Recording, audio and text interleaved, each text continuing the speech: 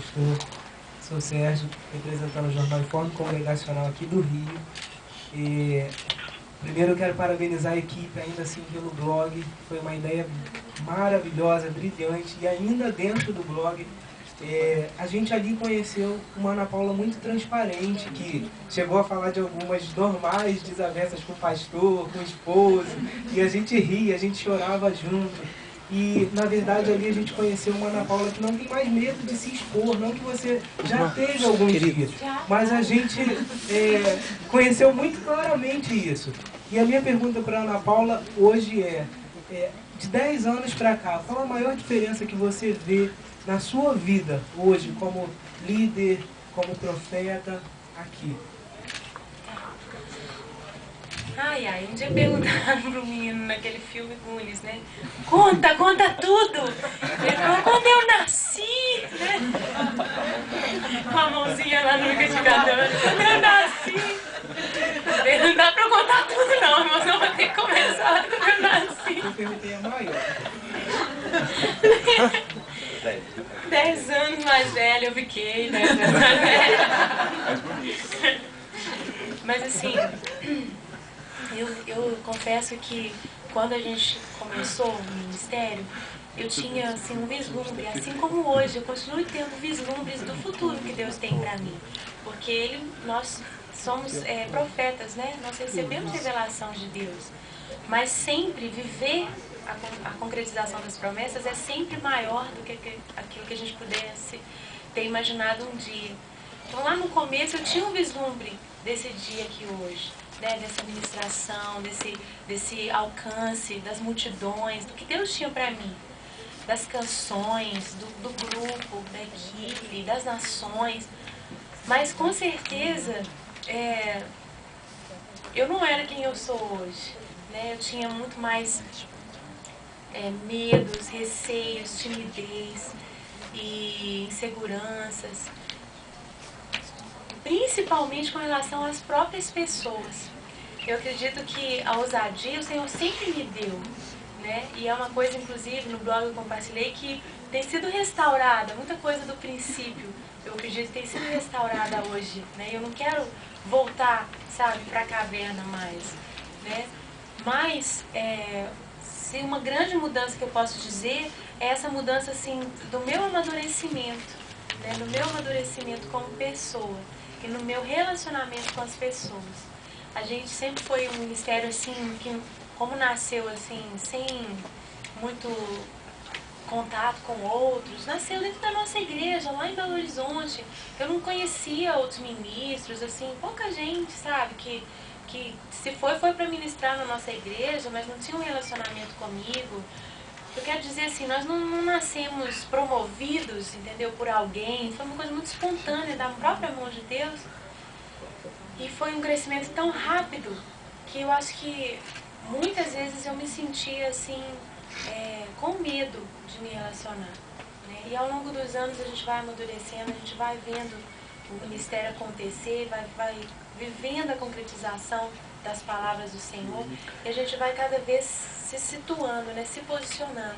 Hoje eu creio que eu tenho muito mais consciência, né, da posição que o Senhor me colocou, do meu chamado, e tenho uma personalidade mais curada, mais amadurecida para estar lidando com as pessoas, para estar me relacionando com as pessoas. Esse blog realmente é uma coisa tão surpreendente para mim, que há alguns anos eu nunca imaginei que eu faria isso, né? Você se expôs mesmo.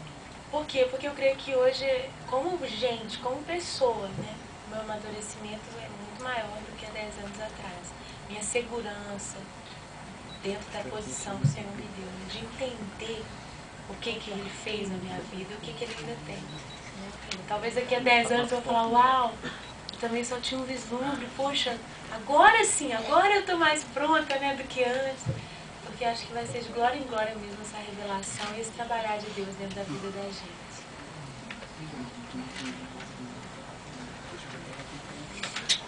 Boa tarde, Sandro do Jornal Interação, Rio de Janeiro. Ana Paula, é um prazer imenso estar aqui. E a minha pergunta, na verdade, serão duas em uma. Eu estive ontem na Barra e no trajeto estava vendo os outdoor. E uma coisa me chamou a atenção no outdoor. A data do outdoor estava 7/7/7.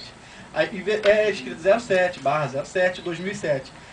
Foi estratégico a data?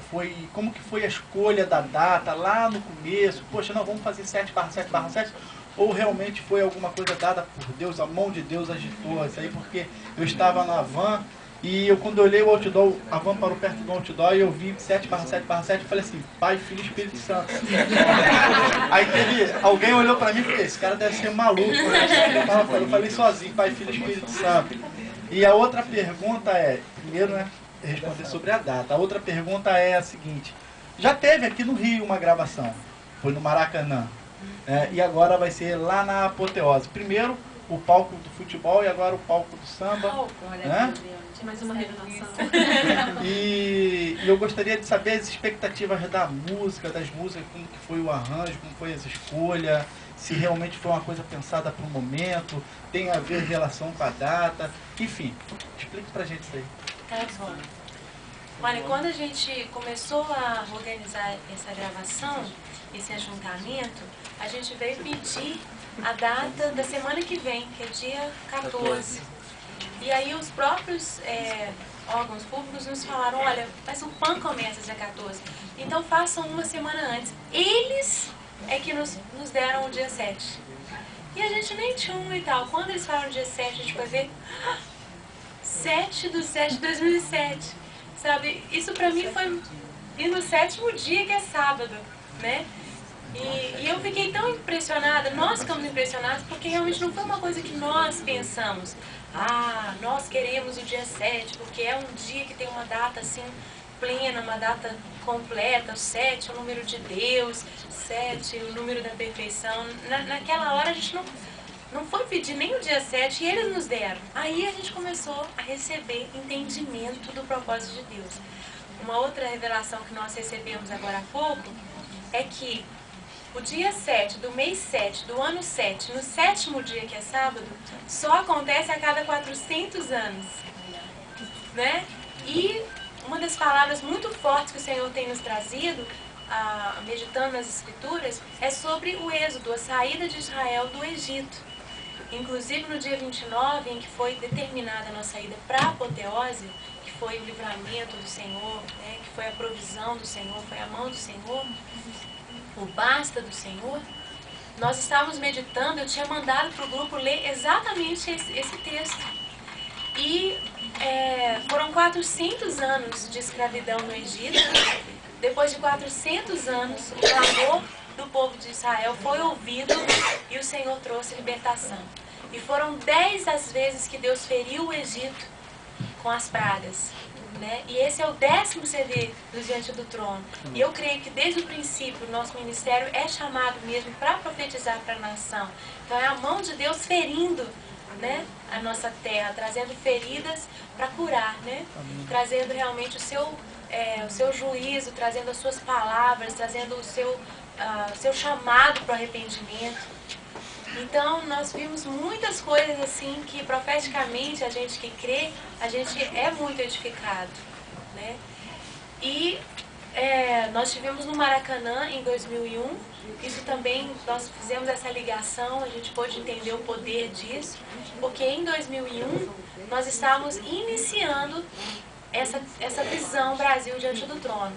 Até a gravação do Preciso de Ti foi em Belo Horizonte. E em outubro, a gravação foi em julho, em outubro, numa madrugada, Deus falou comigo que a partir daquele dia Ele iria mudar o nosso rumo. Ele queria que nós viajássemos pelo Brasil, não apenas na gravação, mas em qualquer outra viagem, divulgando que nós estaríamos fazendo um ajuntamento de oração, de clamor, de arrependimento, de adoração profética que entroniza o Senhor Jesus por aquela região, por aquela terra.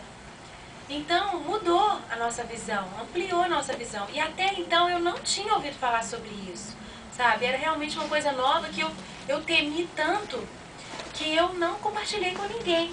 Passou algum tempo, passou assim uns 3, 4 dias. No sábado seguinte a gente tinha uma viagem para Curitiba. Eu não tinha falado. Nós fomos a Curitiba e a primeira coisa que aconteceu naquela viagem para Curitiba meu esposo, a gente estava no camarim, ele subiu no palco e ele falou, meus irmãos, ao invés dele começar assim, meus irmãos, se você veio aqui com a motivação de assistir algum show, geralmente era essa a palavra. Volte seus olhos para Jesus, né? A primeira coisa que ele fez não foi isso, ele falou assim, vamos estender nossas mãos para a bandeira do Brasil que está aqui, vamos orar pela nossa nação. Naquela hora o Espírito Santo falou comigo, filha, já começou. E não depende de você, eu que faço. Né? Então, isso foi em outubro. Em dezembro nós já tínhamos uma viagem aqui para o Rio, uma ministração aqui no Rio.